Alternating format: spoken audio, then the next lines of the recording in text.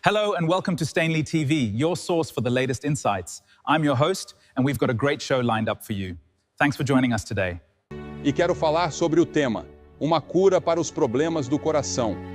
Então, um deles, que era um intérprete da lei, fez uma pergunta para tentar Jesus dizendo: Mestre, qual é o grande mandamento na lei? E Jesus lhe respondeu: Amarás o Senhor teu Deus de todo o teu coração, de toda a tua alma e de todo o teu entendimento. Este é o primeiro e grande mandamento. E o segundo, semelhante a este, é: amarás o teu próximo como a ti mesmo. Destes dois mandamentos dependem toda a lei e os profetas. Pense nisso. Toda a lei e todos os profetas dependem desses dois mandamentos. Quero repetir a passagem das Escrituras para que você possa memorizá-la. Mateus capítulo 22, versículos do 37 ao 40. E não foi um erro de Jesus. Ele fez isso deliberadamente. Ele mencionou o coração primeiro. Amarás o Senhor teu Deus de todo o teu coração, de toda a tua alma e de toda a tua força. Sabe, aqui em Syracuse, ao entrar na cidade pela I-690, há um enorme outdoor anunciando que Syracuse é o coração do estado de Nova York. E eu acredito que seja. É o coração do estado de Nova York. E o presidente Roosevelt, Franklin Roosevelt e Eleanor Roosevelt estavam associados mundialmente à região central de Nova York. E Bernard Baruch, que foi um dos grandes filósofos e conselheiros de 6 presidentes, além de um dos líderes judeus mais brilhantes do país. E um amigo meu certa vez foi questionado por Eleanor Roosevelt, que perguntou: se minha cabeça diz uma coisa e meu coração outra, qual eu devo seguir? E Bernard Baruch respondeu à senhora Roosevelt: siga seu coração. Veja, o coração é o centro da sua vida. Se você pensar no seu coração, no coração físico, ele bate cerca de 100.000 vezes a cada 24 horas. Ele se contrai 4.000 vezes por hora. Nosso sangue pesa cerca de 11 quilos e todo ele passa pelo coração a cada 4 minutos. Em Provérbios 23:7, a Escritura diz: como um homem pensa em seu coração, assim ele é. Na Bíblia, o coração é mencionado muito além de ser apenas um órgão do corpo. Ele é considerado o centro das nossas emoções. Quando éramos meninos, lembro-me de que costumávamos gravar iniciais nas árvores ou na lateral de algum celeiro. O nome de nossa namorada e um desenho de um coração. O Dia dos Namorados é um dia para os apaixonados e o símbolo é o coração. Quando ficamos assustados ou excitados, colocamos nossas mãos sobre o coração. É o centro das nossas emoções. Quando saudamos a bandeira, como fizemos outro dia no Rotary Club, seja durante a saudação ou enquanto cantamos o hino nacional, colocamos as mãos sobre o coração. É um gesto que reflete patriotismo e emoção. O coração também é o centro das ações decisivas. A Bíblia diz: diz o tolo, não em sua mente, mas em seu coração, não há Deus.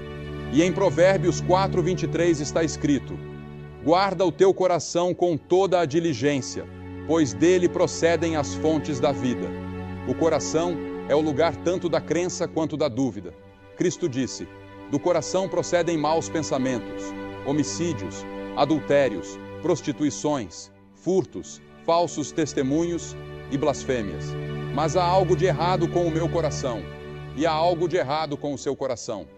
Nossos corações estão doentes por uma enfermidade que a Bíblia chama de pecado. Na Bíblia, o coração também é considerado a semente da vida. A Bíblia diz que o seu coração viverá para sempre. Pense nisso. Seu corpo vai morrer e será enterrado, mas seu coração, sua alma, seu espírito viverão para sempre.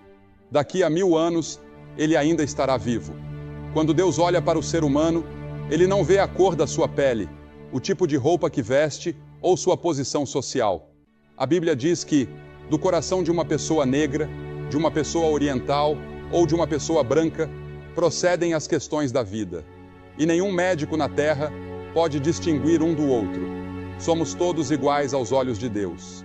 A Bíblia afirma: o homem vê o exterior, mas Deus vê o coração. Nas Escrituras, o coração é considerado o símbolo de toda a pessoa. quando Stephen de Kelowna caiu nas mãos de seus agressores e eles perguntaram com zombaria: onde está agora sua fortaleza? Stephen colocou a mão sobre o coração e disse: aqui está a minha fortaleza. Helen Keller, que era cega, surda e muda, escreveu: as melhores e mais maravilhosas coisas do mundo não podem ser vistas ou tocadas, mas apenas sentidas no coração. Veja, o coração passou a representar o centro da vida moral, espiritual e intelectual de uma pessoa. É o assento da consciência e da vida de alguém, algo extremamente importante. E a pergunta que quero fazer a você esta noite é: o seu coração está certo? Está certo com Deus? Porque se não estiver certo com Deus, seus pecados não estão perdoados. Você não irá para o céu quando morrer. Nossos corações precisam estar certos. Não pergunto sobre sua vida exterior. Não pergunto sobre sua vida intelectual, seu status financeiro ou sua vida social. Estou perguntando sobre o seu coração. E o seu coração? Examine profundamente o seu coração esta noite.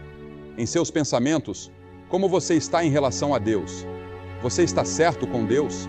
A Bíblia diz: prepara-te para te encontrares com o teu Deus.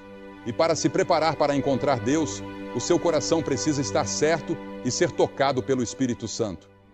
Agora, o que a Bíblia ensina sobre o coração? A Bíblia ensina que nossos corações são pecaminosos. O meu é, o seu é.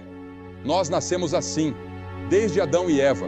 Esse pecado é transmitido de geração em geração. Primeiramente, a Bíblia diz que nossos corações estão cheios de imaginações malignas. Provérbios 6,18 afirma: coração que maquina projetos iníquos. O que você imagina? Quais são suas fantasias? Sobre o que você fantasia? E em segundo lugar, a Bíblia diz que o coração é desesperadamente corrupto e enganoso. Jeremias 17,9 declara: enganoso é o coração, mais do que todas as coisas, e desesperadamente corrupto. Quem o conhecerá? Esse é o seu coração. É isso que a Bíblia diz sobre o seu coração. É o que Deus pensa sobre o meu coração e o seu. A Bíblia também afirma que o coração está distante de Deus.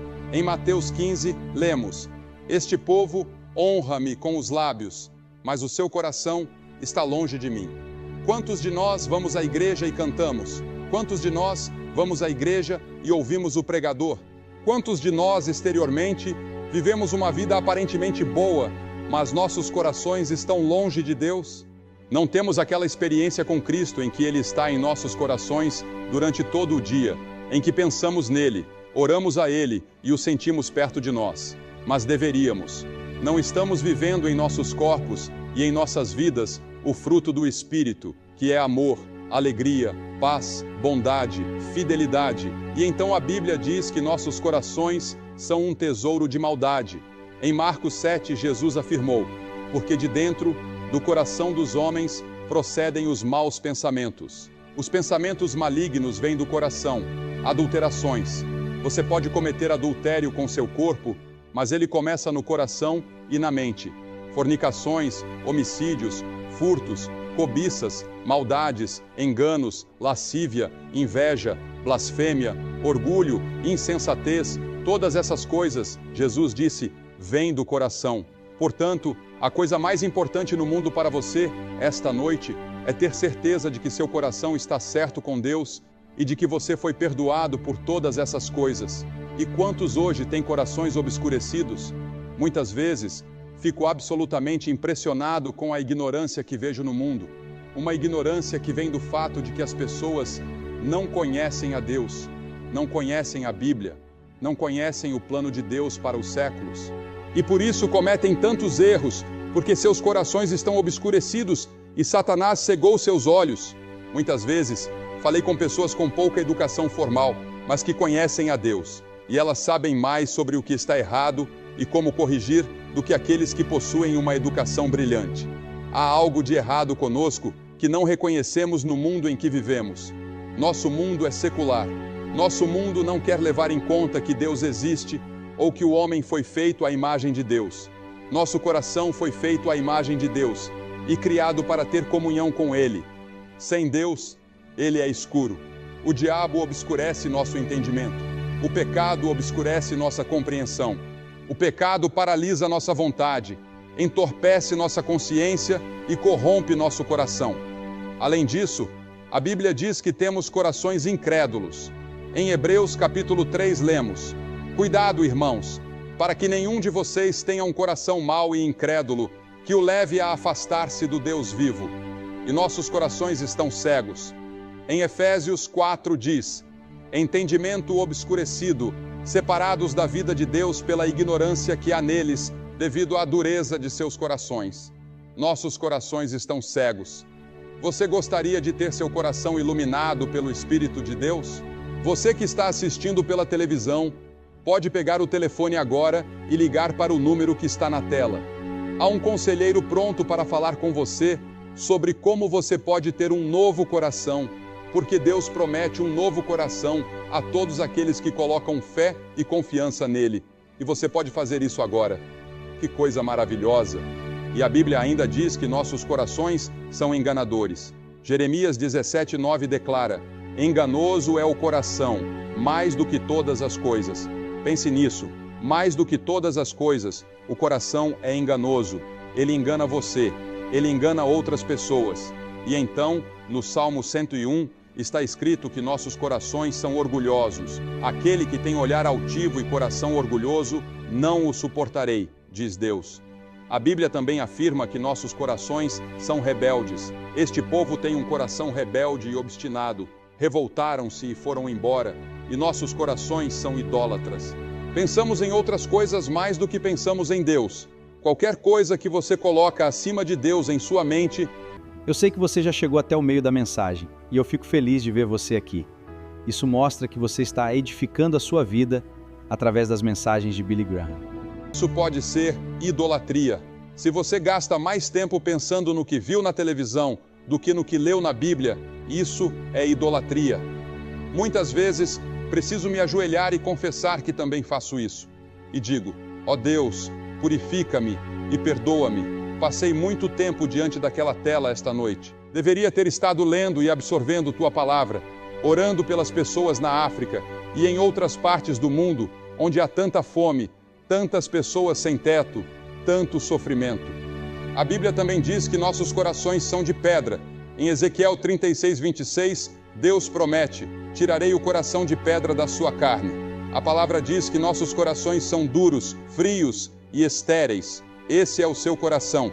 É isso que a Bíblia declara. Assim Deus diagnostica seu coração. Você vai ao cardiologista para obter um diagnóstico. Ele usa instrumentos, realiza testes de esforço, faz um eletrocardiograma ou um angiograma. Lembro-me da primeira vez que fiz um angiograma na Mayo Clinic, em Rochester, Minnesota. Estava um pouco nervoso. Deitado lá, disse ao médico. Havia vários médicos presentes. Quando vocês vão inserir aquele tubo e colocar o contraste no meu coração? Porque havia uma grande tela à minha frente. Ele respondeu: já está lá, olhe para a tela. Eu nem percebi quando fizeram. Havia pessoas que me deixaram nervoso antes, mas a experiência foi muito diferente do que eu imaginava.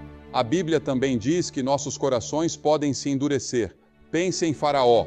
Outro dia, estava assistindo a um trecho do filme Os 10 Mandamentos. Estava passando em um dos canais e mostrava como Faraó endureceu seu coração. Em Êxodo 7 lemos: o Senhor disse a Moisés: o coração de Faraó está endurecido. Ele se recusa a deixar o povo ir. Deus enviou 10 pragas para amolecer o coração de Faraó. E toda vez, ele prometia que deixaria o povo de Israel sair do Egito, onde eram escravos. Mas Faraó não cumpria. Ele endurecia o coração e quebrava suas promessas. Deixe-me dizer algo importante. A Bíblia adverte em Provérbios 29:1.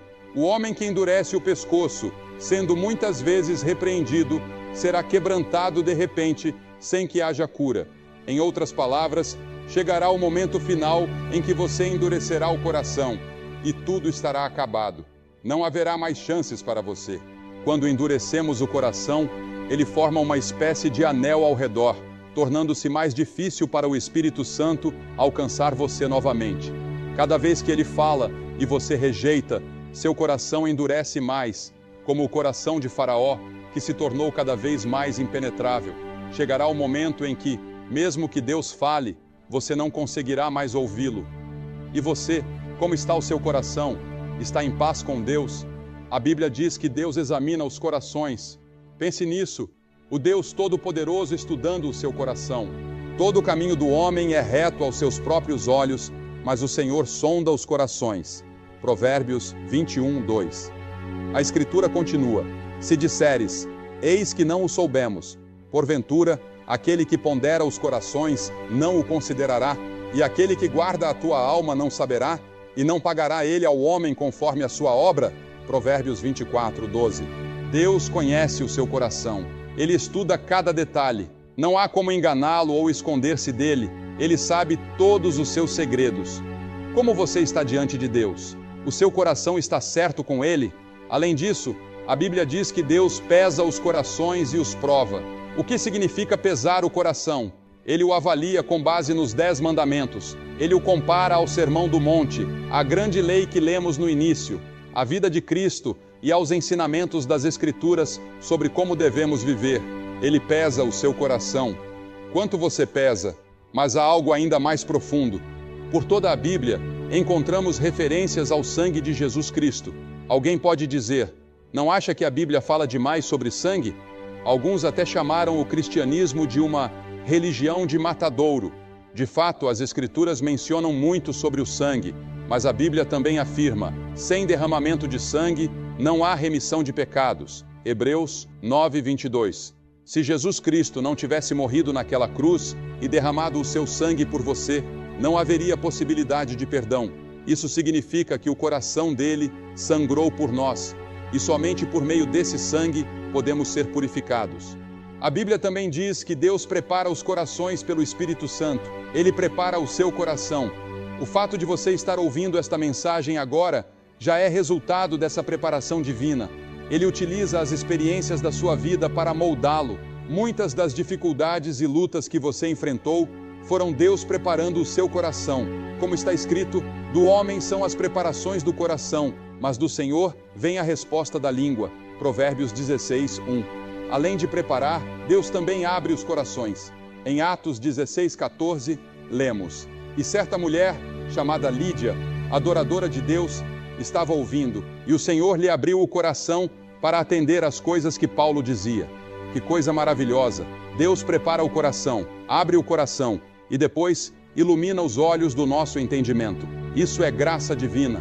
Deus age em nós, mesmo quando não percebemos, e o seu objetivo final é nos transformar para vivermos em comunhão com Ele.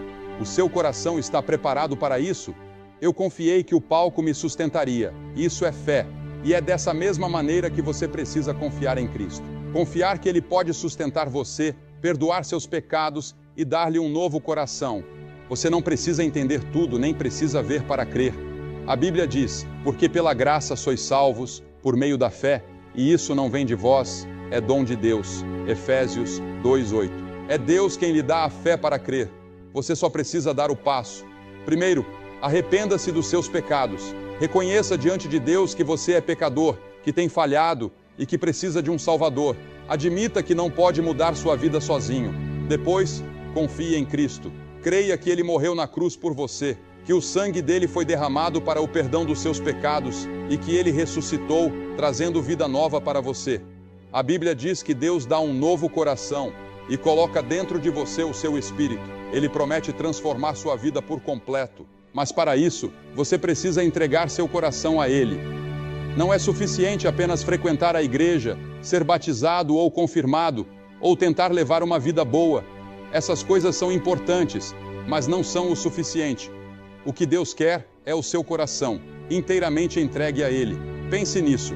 A pequena garota da escola dominical escolheu ser pura de coração, porque sabia que, se seu coração fosse puro, tudo o mais seguiria. Jesus disse, bem-aventurados os puros de coração, porque eles verão a Deus. Mateus 5:8. Quando o seu coração é renovado por Deus, tudo muda. Suas ações, palavras e pensamentos passam a refletir essa transformação. O bem começa a fluir de dentro de você, porque Cristo vive em seu coração. E se você ainda não deu esse passo de fé, por que não fazê-lo agora? Hoje é o momento certo para entregar seu coração a Deus. Você pode orar algo assim: Senhor, reconheço que sou pecador e preciso do teu perdão. Arrependo-me dos meus pecados e entrego minha vida a ti. Creio que Jesus morreu por mim e ressuscitou para me dar uma nova vida. Dá-me um novo coração e transforma-me segundo a tua vontade. Amém. Se você fez essa oração com sinceridade, a promessa de Deus é verdadeira. Se confessarmos os nossos pecados, Ele é fiel e justo para nos perdoar os pecados e nos purificar de toda injustiça. 1 João 1,9. E lembre-se, a transformação não é instantânea, mas um processo. Deus começa a obra em seu coração e a completará, guiando você passo a passo. Que tal começar essa nova jornada agora? Seu novo coração está ao alcance, basta confiar. Eu tive fé nas pessoas que colocaram isso aqui. Quando você se sentou naquela cadeira, você não a examinou, tocou e verificou se ela iria te sustentar. Você acreditou nas pessoas que a construíram. Esse é o tipo de fé de que estamos falando aqui. Fé em Cristo, não em mais nada, exceto Cristo e o que Ele fez na cruz e na ressurreição, quando Deus o ressuscitou dos mortos e Ele está vivo. E eu vou pedir para você fazer o mesmo, como vimos ontem à noite. Mais de 1000 pessoas fizeram. Vou pedir para você se levantar do seu assento lá de cima, na galeria de cima. Vai levar mais 1 ou 2 minutos. E todos vocês aqui embaixo a quem Deus falou. E no coro você pode ser um líder na igreja.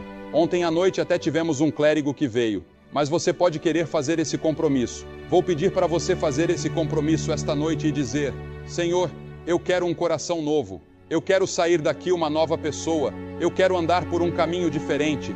Jesus disse: há 2 caminhos. Há o caminho estreito e o caminho largo. Você está em um ou no outro. Em qual deles você está? Jovens, pessoas mais velhas, quem quer que você seja, vou pedir para você vir e ficar aqui publicamente. Por que eu faço isso publicamente?